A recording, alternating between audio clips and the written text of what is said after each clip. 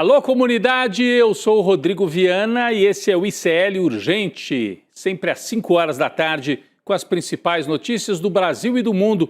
E sempre com a gente, a Laura Couto, na redação, na Central de Apurações do ICL. Boa tarde, Laura. Boa tarde, Rodrigo. Boa tarde para você que está nos assistindo pelos canais do Instituto Conhecimento Liberta e Eduardo Moreira no YouTube. E muito boa tarde para você que está nos ouvindo pela Web Rádio São João, em Quixadá, no Ceará, e pela Rádio Cultural FM, no Rio Grande do Sul. Vamos lá, Rodrigo. Vamos lá, deixa o seu like na nossa transmissão, que assim você ajuda o conteúdo do ICL a se espalhar cada vez mais. Muito boa tarde, boa noite, bom dia para você que nos escuta também pelo Spotify. Eu sei que tem muita gente aí nos escutando também aí em outras plataformas, essas plataformas de áudio. Boa tarde para você que mora nesse país em que já temos mais golpistas a caminho da cadeia. Agora é a turma do Núcleo 4. Começou hoje o julgamento.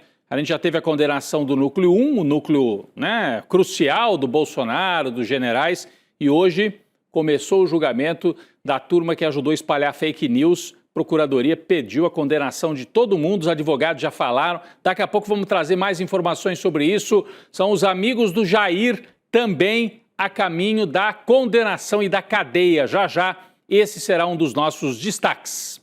Mas agora vamos para o noticiário internacional e que tem tudo a ver com o Brasil, hein?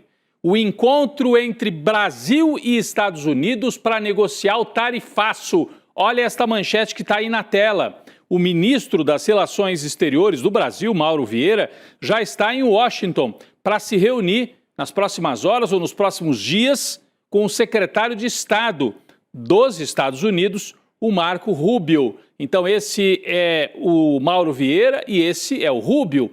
Os dois têm o mesmo cargo. O Rubio, quando a gente fala secretário de Estado nos Estados Unidos, quer dizer ministro das Relações Exteriores, E ele é um direitista, é um homem aí conservador, com um discurso muito duro contra qualquer coisa que ele considera de esquerda, e ele foi nomeado pelo Trump para fazer essa negociação com o Brasil. E aí é um bom sinal que o Mauro Vieira já tenha ido para Washington e esteja esperando este encontro. E esse encontro, que pode acontecer nos próximos dias, ele indica o avanço das negociações entre os dois países depois daquela conversa virtual entre Lula e Trump. Segundo Mauro Vieira, a expectativa é de que a reunião com o Rubio aconteça até o fim desta semana. É um assunto para a gente ficar de olho.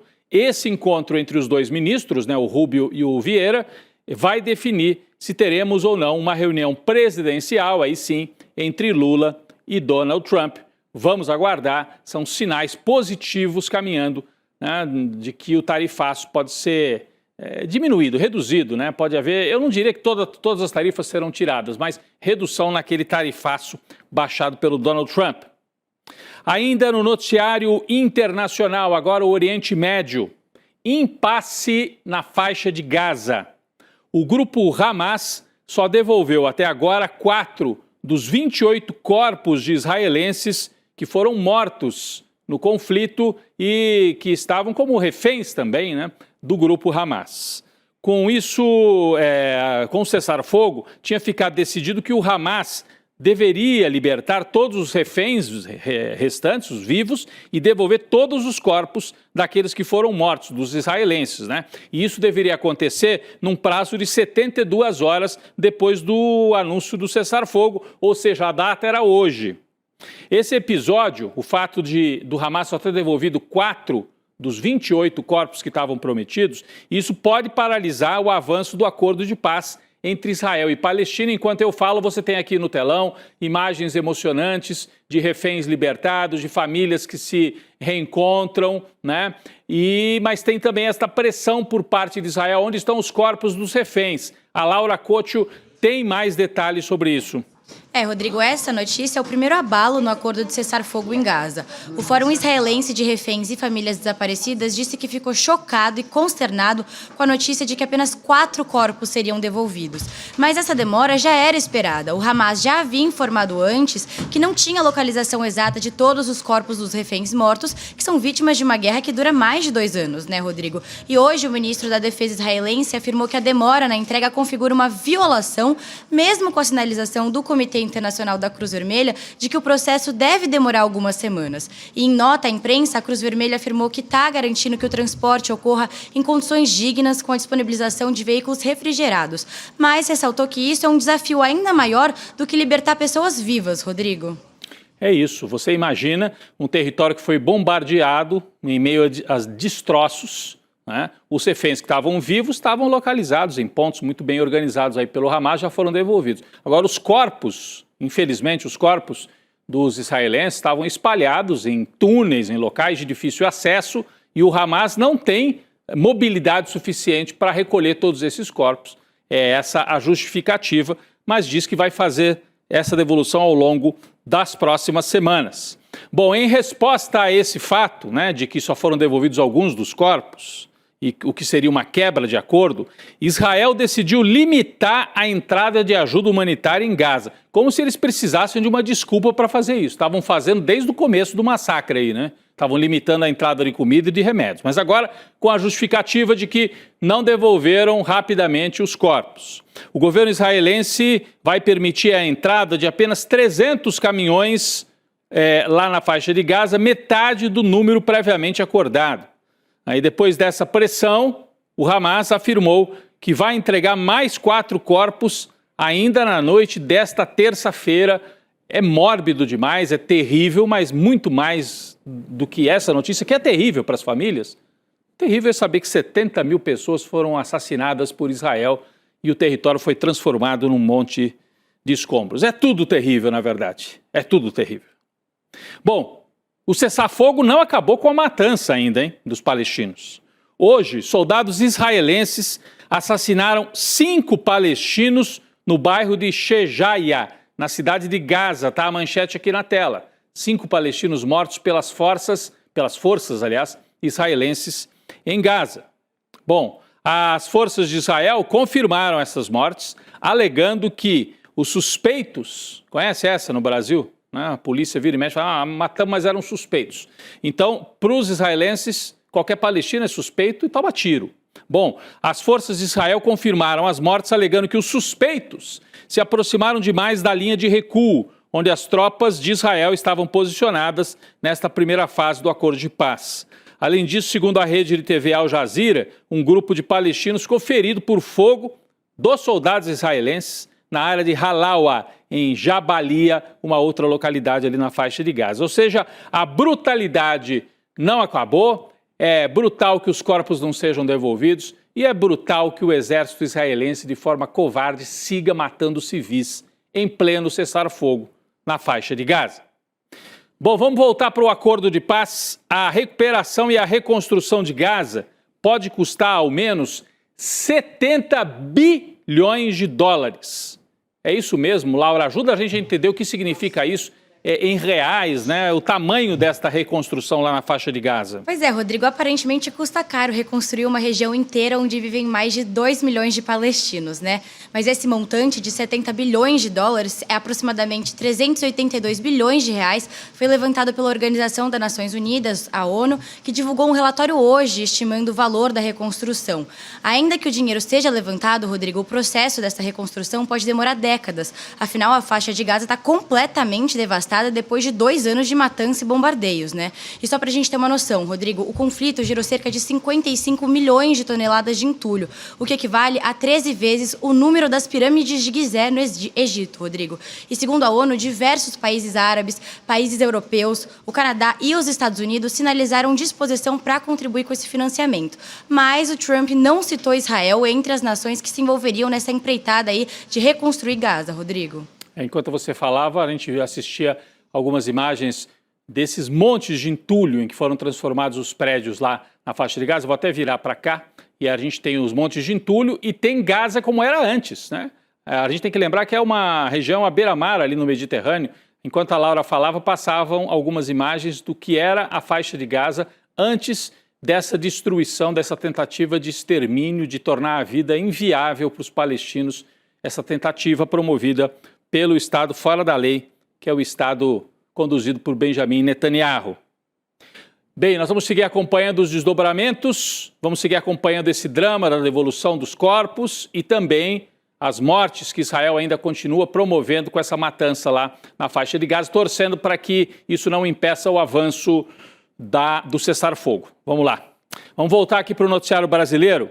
A primeira turma do STF começou hoje o julgamento da ação penal contra o núcleo 4 da trama golpista, também conhecido como núcleo da desinformação. Era a turma que espalhava fake news, ou então que fazia ameaças a militares, mandava mensagens, a mando, segundo as investigações, do Braga Neto, que mandava a turma lá de baixo, pressiona o general para que ele possa aderir ao golpe. Então tinha tudo isso. Esse pessoal é que está sendo julgado agora, o núcleo 4. É o segundo grupo a chegar na etapa final do julgamento. São 7 réus, acusados de propagar notícias falsas sobre o processo eleitoral, promover ataques virtuais às instituições e ataques às autoridades em 2022. Entre as autoridades, os então comandantes do Exército e da Aeronáutica, que, como eu disse, eram pressionados por essa turma, eram chamados de generais melancia, porque não queriam aderir ao golpe, né? Eram verde e amarelo por fora, mas eram vermelhos por dentro. Era o que diziam os bolsonaristas e mandavam espalhar e bater nos militares que não estavam aderindo ao golpe, né? Tudo isso vai a julgamento. Vamos conferir quem são os 7 réus desse núcleo 4? Alguns você já ouviu falar. Aí, Ailton Moraes Barros, é um ex-major do Exército. Ângelo De Nicoli, major da Reserva do Exército. Esse aqui é civil, Carlos César Moretson Rocha, presidente do Instituto Voto Legal, aquele que foi contratado pelo Partido Liberal do Valdemar Costa Neto para espalhar a mentira de que as urnas eram sujeitas a fraude. Curioso, né? Ele vai a julgamento e o Valdemar, que o contratou, não está sendo julgado. Mas ele está nesse grupo aqui também. Vamos virar a página? Tem mais 4 pessoas aqui nesse núcleo 4. Giancarlo Rodrigues, que é subtenente do Exército. Guilherme Almeida, tenente-coronel do Exército Brasileiro. Marcelo Bormevê, agente da PF. E Reginaldo Abreu, coronel do Exército. Você vê que é um festival de militares, principalmente, um agente da Polícia Federal e o único civil ligado a esse instituto que espalhava mentiras a soldo do partido do Bolsonaro e está sendo julgado também. Bom, eles respondem pelos seguintes crimes: organização criminosa armada, tentativa de abolição violenta do Estado Democrático de Direito, golpe de Estado, dano qualificado pela violência e grave ameaça e deterioração do patrimônio tombado. São os mesmos 5 crimes pelos quais foram condenados Bolsonaro e aqueles outros do núcleo 1. A Laura Couto tem mais informações sobre a sessão de hoje no Supremo. Laura. Rodrigo, essa sessão na primeira turma do Supremo começou hoje às 9 da manhã e terminou agora há pouco. O Procurador-Geral da República, Paulo Gonet, pediu a condenação dos 7 réus, argumentando que o grupo dos acusados atuou no campo da guerra informacional para disseminar desconfiança sobre as urnas eletrônicas e antes das eleições presidenciais de 2022. O Gonet disse o seguinte, Rodrigo, abre aspas, no caso dos réus desse núcleo, responsável pela campanha de desinformação, ficou claro o impacto do seu comportamento para o desfecho violento do 8 de janeiro de 2023.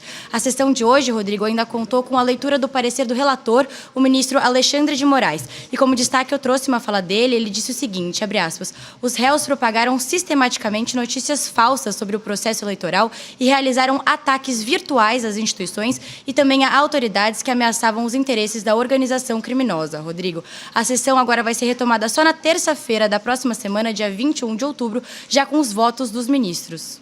Muito bem, aí está o resumo trazido pela Laura. Então, hoje, PGR fez a fala final, né? Os advogados falaram e o Alexandre de Moraes já apresentou o relatório, não é o voto ainda. Como disse a Laura, o voto fica para terça-feira da semana que vem. Os 5 ministros da primeira turma vão votar. Até o momento, somente os réus do Núcleo 1, formado pelo ex-presidente Bolsonaro e mais 7 pessoas, foram condenados. Além do Núcleo 4, que está sendo julgado agora, e do Núcleo 1, que já foi, ainda faltam os núcleos 2 e 3. O julgamento do núcleo 3 está marcado para começar no dia 11 de novembro. E o grupo 2 será julgado em dezembro. Então a gente tem agora o núcleo 4 em outubro, aí em novembro mais um, e em dezembro finaliza. Finaliza não, porque fica faltando um personagem que vai ser julgado isolado dos outros, que é o assessor o papagaio de pirata do Eduardo Bolsonaro, o blogueiro Paulo Figueiredo, neto do ditador João Figueiredo. Ele foi denunciado, ele virou réu, ele está sendo julgado à revelia, né? E aí não há previsão ainda para quando ocorrerá o julgamento do Paulo Figueiredo, enquanto os outros núcleos devem estar concluídos no mês de dezembro.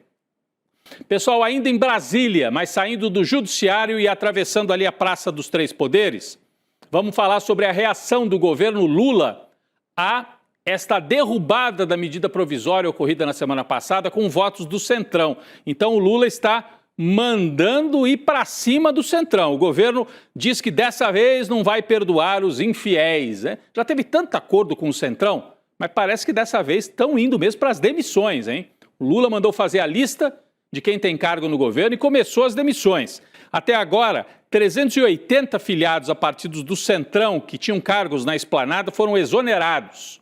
O União Brasil lidera esta lista. Aqui tem, se você não tá assistindo a tela, está só nos ouvindo, vale a pena olhar agora aqui para a tela. Nós temos aqui um quadro. União Brasil, 119 cargos foram cortados do União Brasil. O MDB, 112 cargos. O PSD do Kassab, 63 cargos. O Progressistas, 48 cargos. E ali, por último, o Republicanos, 36 cargos também cortados. Era gente que estava aí segundo escalão, terceiro escalão, mas com cargos importantes. Caixa Econômica Federal, Codevasf, assessorias importantes de ministérios. O Lula mandou fazer um pente fino e deputado que votou contra o governo e tinha feito indicação de assessorias aí para esses cargos, está cortando tudo, né? Começou a disputa aberta aí para 2026. O Palácio do Planalto fez um mapeamento detalhado de votos e ausências durante a análise da MP, aquela que tentava compensar o IOF, né? A determinação de Lula é fazer esse pente fino nos ministérios estatais, superintendências em todo o país, substituindo aliados do Centrão, que votaram contra o governo, por nomes de parlamentares que se mantiveram fiéis na votação da medida provisória, ou que pelo menos se abstiveram. É o caso do Arthur Lira, hein? Arthur Lira não é que se absteve, ele faltou na votação e, por enquanto, conseguiu manter a presidência da Caixa Econômica Federal, que é uma indicação dele. Bom, quem também se pronunciou sobre os próximos passos do governo para compensar essa manobra feita pelo Centrão, que cortou, né, dinheiro que ia entrar para o orçamento federal, quem se pronunciou foi o ministro da Fazenda, Fernando Haddad. Nós temos a fala do Fernando Haddad, é isso, Laura?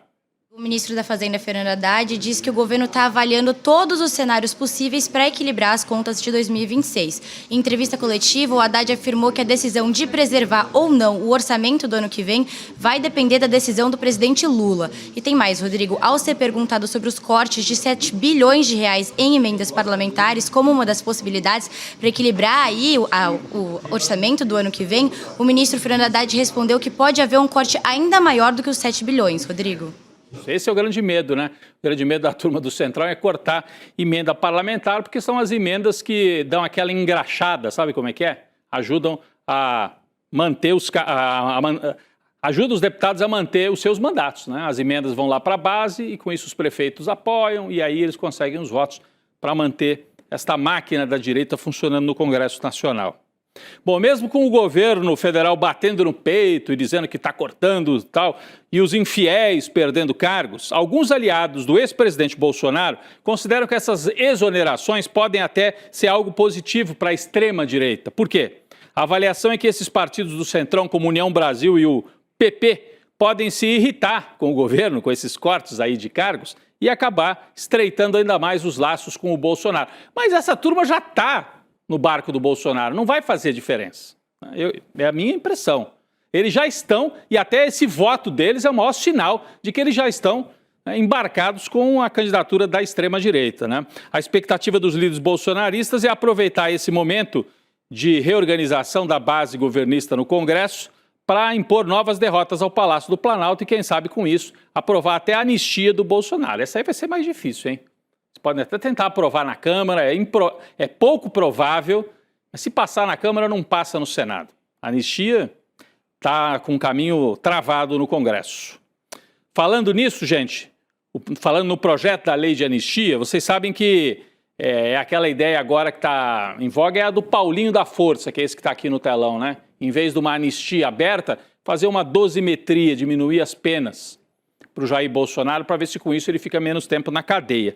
Essa proposta está fora da pauta da Câmara dos Deputados por enquanto, não tem consenso. Nas últimas semanas, o Paulinho da Força tentou achar um meio termo para o projeto de lei, mas está esbarrando na intransigência dos bolsonaristas que dizem é anistia total ou nada. Aí ele não consegue costurar os apoios para essa meio anistia que ele está tentando fazer. Com isso, o projeto ficou sem sustentação política. Parece que agora o Paulinho da Força vai para a última tentativa. É isso, Laura?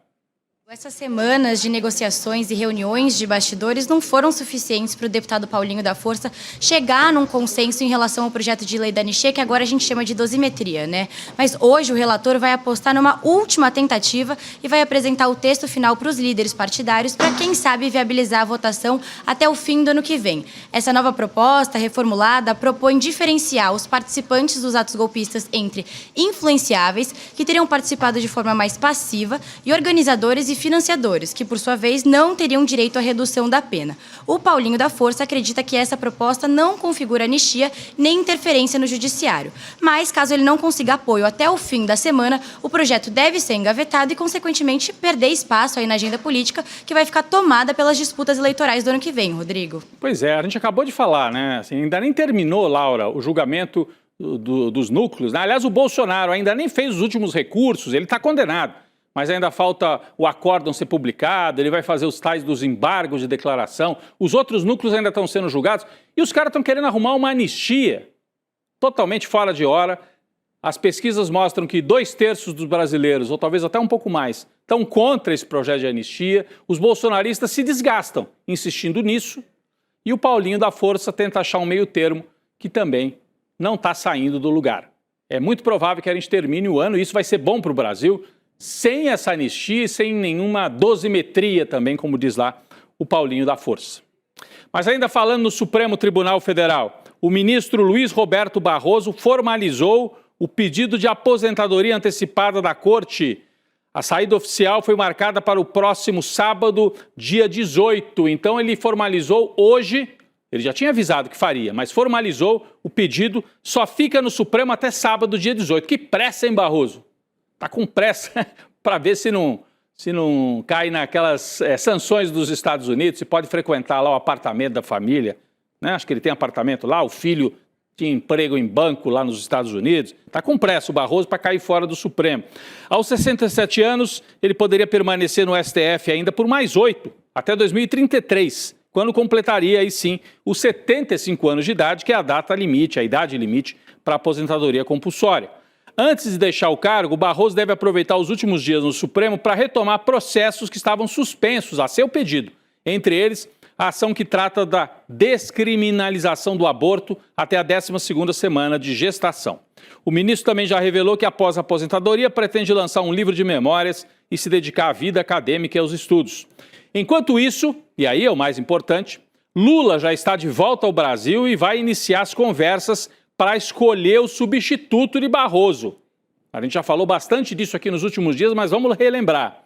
Os nomes mais cotados são do advogado-geral da União, Jorge Messias, o ex-presidente, né, do Senado, Rodrigo Pacheco, que é do PSD e é de Minas Gerais, e ainda existe uma pressão, uma justa pressão, para que Lula indique uma mulher, já que só há uma entre 11 integrantes do Supremo Tribunal Federal. O Messias, vocês sabem, tem um perfil de defesa dos trabalhadores, é contra a pejotização, não tem o perfil liberal, como tem o Barroso, que é a favor das empresas, pejotizar tudo, acabar com lei trabalhista. O Rodrigo Pacheco, se for essa a escolha do Lula, teria um perfil mais parecido com o Barroso, liberal em temas da política, defesa da democracia, mas não vai defender trabalhador e vai ficar do lado dos empresários. Então, o Messias parece ser o nome mais apropriado para esse momento, ou então uma mulher progressista, como pedem vários documentos aí lançados por advogados e advogadas Brasil afora. Pessoal, teve um apagão nessa madrugada, nesta terça-feira, em boa parte do Brasil, hein? Milhões de brasileiros foram surpreendidos por uma queda de energia que afetou 25 estados. Só Alagoas não confirmou a ocorrência. A falha deixou cidades de todas as regiões do país parcialmente sem luz, por períodos entre 10 minutos e 1 hora. A gente tem um vídeo aqui que mostra o aeroporto Santos Dumont, no Rio de Janeiro, apagado, olha aí, ó, completamente apagado, foi a hora que faltou luz lá no Rio de Janeiro. Em resposta ao ocorrido, o ministro de Minas e Energia, o Alexandre Silveira, informou que o apagão foi provocado por um incêndio num reator da subestação de Bateias, no Paraná, um ponto estratégico da rede de transmissão nacional. O Alexandre Silveira também afirmou que foi um problema de estrutura e não uma falta de energia. Como é que é? Bom, vamos ver. Vamos ver o que ele disse. Nós acionamos um grupo, que é o Grupo Especial de Resposta Rápida, entra a ONS, a ANEEL, Ministério de Minas e Energia, o Secretário Nacional de Energia, o presidente da ONS e, sobre a nosso comando, imediatamente entraram e restabelecemos em 1h30 100% de todos os estados. É a demonstração da robustez da nossa transmissão nacional. É importante que a população entenda o que acontece nesse momento. Não é falta de energia, é um problema na infraestrutura que transmite a energia. Bom, o problema na infraestrutura que transmite energia também é sério e gera apagão. O que ele está querendo dizer é que não foi como aquele apagão da época do Fernando Henrique, onde por falta de investimento o Brasil estava chegando no limite e havia horas em que a qualquer momento poderia dar uma pane geral no sistema. O que ele disse aqui é que nós temos produção suficiente, tem energia suficiente, mas houve uma falha num gargalo lá no Paraná. De qualquer maneira, ministro, é uma falha tão grave que acabou afetando o país inteiro, é para a gente ficar realmente atento a isso. Informação urgente lá da nossa redação com a Laura Couto. Laura. Rodrigo, o Procurador-Geral da República, Paulo Gonet, rejeitou agora o pedido apresentado pelos deputados Lindbergh Farias e Thalíria Petroni para que fosse decretada a prisão preventiva do deputado Eduardo Bolsonaro. Em manifestação encaminhada ao STF, o Gonet afirmou que os parlamentares não têm legitimidade processual para solicitar tal medida de prisão preventiva ao deputado que está autoexilado nos Estados Unidos. Rodrigo, no N2, a gente volta com mais informações. É isso, então, o Gonet disse não ao pedido de prisão preventiva do deputado Eduardo Bolsonaro, que ia ser um pedido nesse momento inócuo, mas é importante que ele seja responsabilizado. De qualquer maneira, o Gonet disse não vamos, a Procuradoria não vai dar andamento a esse pedido, porque os deputados que fizeram não teriam a legitimidade para fazer esse pedido. Daqui a pouco, o Unicério Notícias, segunda edição, mais informações sobre isso, um pequeno alívio aí na vida do Bolsonaro, que está tomando tantas na cabeça, né? Várias e várias aí, críticas também, até da direita e do centrão. Pessoal, um almoço entre Milei e Trump hoje, hein? O presidente dos Estados Unidos se reuniu com o presidente da Argentina hoje lá na Casa Branca. O encontro acontece poucos dias depois de Trump confirmar o pacote financeiro de 20 bilhões de dólares para salvar a Argentina, ou seja, para salvar o Milei, né, tirar o Milei do buraco à véspera da eleição parlamentar lá na Argentina. Segundo o secretário do Tesouro dos Estados Unidos, o Scott Bessent, o objetivo é garantir estabilidade aos mercados e fortalecer as reservas internacionais no país vizinho do Brasil. Trump deixou claro que quer que Milei ganhe a próxima eleição com esse pacote financeiro. Falou abertamente isso. Vamos ver, tem um trechinho, né? Vamos lá. It's an honor to have you here, and I just I want to tell you that your career has been an amazing one, and it's going to continue with the election. You're going to win the election. We're going to endorse you. I'm going to endorse you today, fully endorse you. And people in Argentina like me. A lot of people like me. I'm even surprised myself. Você sabe, o Trump disse: as pessoas na Argentina gostam de mim, eu quero que o Milei ganhe a eleição. Depois ele viu que talvez tenha sido um pouco exagerado e fez uma pequena correção. O Trump disse assim: eu vou ajudar a Argentina pela filosofia comercial deles. Eu não vou rodar esse outro trecho, porque é o Trump falando desse jeito amalucado dele, mas é como se ele dissesse assim: eu sou generoso, eu vou ajudar os governos por puro amor ao neoliberalismo, já que ele disse que é por uma questão aí filosófica que ele vai ajudar o governo do Milei, que está quebrando a Argentina, um governo fantoche dos Estados Unidos. Lembra muito, né, o que acontecia com as ditaduras aqui na América Latina nos anos 60 e 70. Com isso, eu faço mais uma vez aqui a lembrança, né? Você que está acompanhando o que acontece lá na Argentina, o ICL trouxe, a semana passada, o documentário Vai para a Argentina, Carajo, em que o Eduardo Moreira percorre as ruas, entrevista as pessoas, jornalistas, economistas, gente que gosta do Milei também foi entrevistada. Então você tem a chance de assistir de novo. Se você não assistiu, tem o replay rolando aí. Você digita iclurgente.com.br e o replay está liberado para você acompanhar esse documentário dirigido pela Juliana Baroni e pelo Fabian Restivo com o Edu Moreira, né, caminhando lá pelas ruas, mostrando muito povo na rua. É um documentário que dá muito a temperatura e a vivacidade das ruas lá na Argentina, nesse momento de crise no país vizinho. É isso, fica o convite, você se inscreve em iclurgente.com.br. Obrigado, Laura, mais uma vez, né, por trazer as informações, inclusive essa de última hora. Por enquanto, a PGR não vai pedir a prisão do Dudu Bananinha. Valeu, Laura. Valeu, Rodrigo. Até amanhã. Até amanhã. Vem aí o ICL Notícias, segunda edição, com a Gabi Varela. Eu vi ali, tá o Arbex ali na nossa redação convidado. Será que ele vem aqui ao vivo no estúdio? Pode ser, vamos lá. Então, daqui a pouco, o N2, eu estarei por lá também. Valeu, obrigado. Sucesso estrondoso. Milhares de pessoas assistiram o nosso documentário Vai Pra Argentina e entenderam por quê Javier é hoje a maior fake news do planeta. Se você não assistiu o lançamento, uma boa notícia para você. A gente liberou por mais alguns dias o replay do filme. Então, se você quiser assistir a uma sessão gratuita desse filme, você tem poucos dias. Juntar sua família, seus amigos e assistir. Sugestão minha? Assiste. Você vai ver um mito cair diante dos seus olhos. Bom filme. Olá, eu sou a Juliana Baroni e tô aqui para te fazer um convite. Toda terça-feira às 19 horas tem o Precisamos Conversar, um programa de debates feminino. A gente tem que ver, tem que analisar. Ninguém tá querendo defender causas. Elas defendem algo até a página B. Foi mais ou menos uma cama. Aqui no Instituto Conhecimento Liberta e também nos canais do Eduardo Moreira. Então, você não pode perder. Um beijo, até lá!